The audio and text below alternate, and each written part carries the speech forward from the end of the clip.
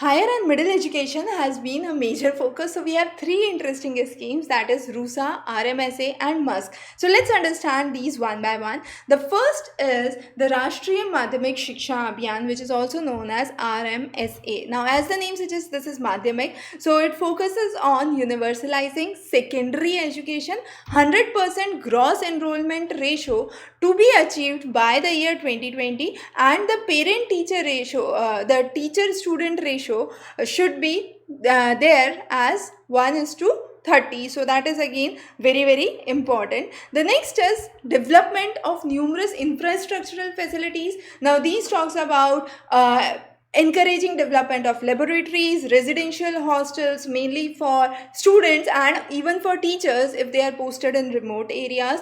Then we also have a special focus on subjects like science, maths and English. So three primary subjects that have been focused under Rashtriya Madhyamik Shiksha Abhiyan, RMSA. Also there has been focus on vulnerable groups. Now these includes SC/STs, minorities, girl education and concentration in the areas where you have a higher proportion of tribal population that is being witnessed. So opening up new schools in those areas is definitely a challenge and has to be done.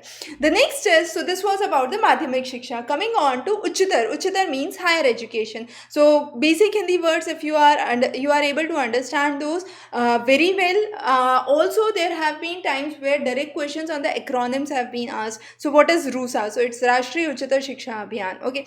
Now this talks about transformative reforms mainly in the field of higher education. So the idea is to create an enabling atmosphere for most of the higher educational institution. The idea is to bring up the gross enrollment ratio to 30% by the year 2020. Now for higher education, India has a significantly lower proportion of enrollment ratio and further lower proportion of pass outs if we consider in that way. Also the focus with a reduction in regional imbalances, more focus on creating facilities at par, so reducing the social gaps, gender gaps, bringing in more research and innovation, and this is based on central funding. So you have funds coming in from center. The planning and the monitoring is being done at the state level, and also the state universities have been given certain autonomy to perform and improve their governing system. So that is what is under the RUSA or the Rashtriya Shiksha Abhiyan. So as we said, reducing imbalances, the regional imbalances is the key aspect under this. Now the next is the MUSK, the Madhyamik and Uchchatar Shiksha Kosh. Now this is Madhyamik as well as Uchchatar. So secondary education as well as higher education funding, for that you have the funds which are being maintained as a reserve fund in the non-interest bearing section of the public accounts of India. So these funds are maintained by the public accounts of India.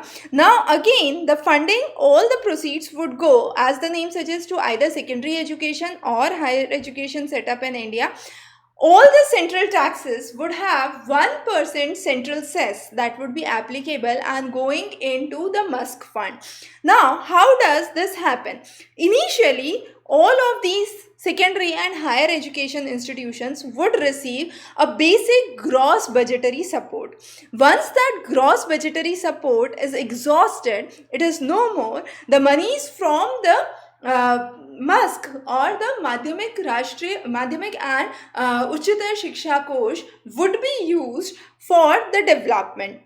So MUSK fund would be used only and only after the gross budgetary funds are being exhausted by the center, and then you do not by the center and the state, and you do not have any further funds than this 1% cess that is being levied on all the central taxes would be utilized for higher education as well as secondary education development in India. So these are three very important schemes. You must cover those, and we would be covering definitely many more such interesting schemes. So stay tuned. Have a wonderful day.